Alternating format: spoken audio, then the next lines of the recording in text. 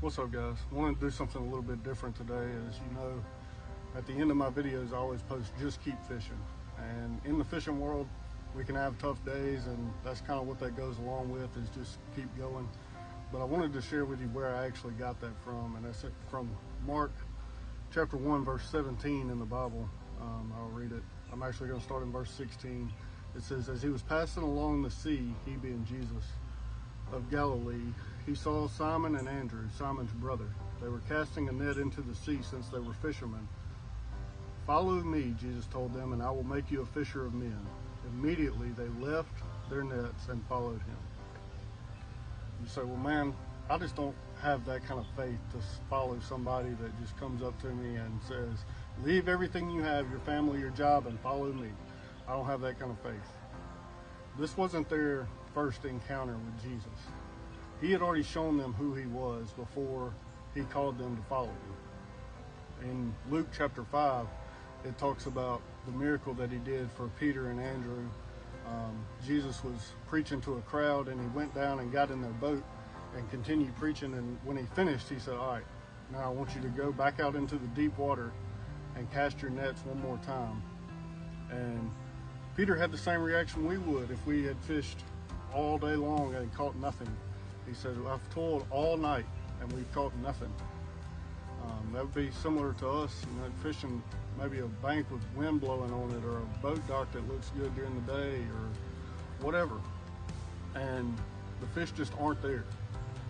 And you're like, man, I've fished this spot and fished it, and they're just not here.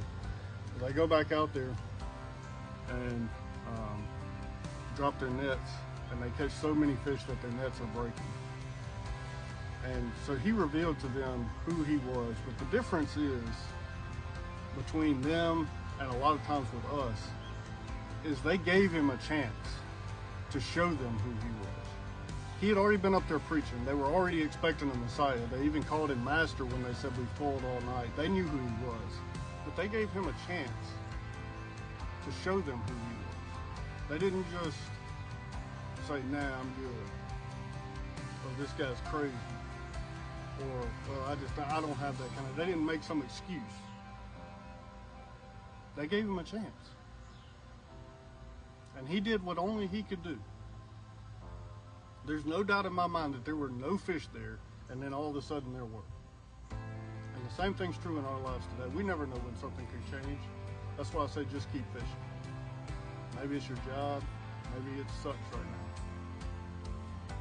You never know when it could change. You never know who's watching. You never know when you may get that phone call and things could change.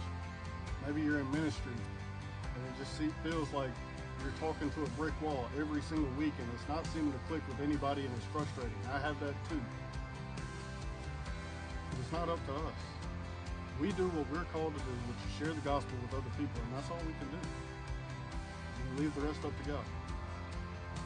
Ultimately, he's the only one that can save them. We're just the vessels that he uses to allow that to happen. So I want to encourage you, whether it's your job, whether it's your day-to-day, whether it's ministry, whatever it is, just keep fishing. Again, you never know when things could change.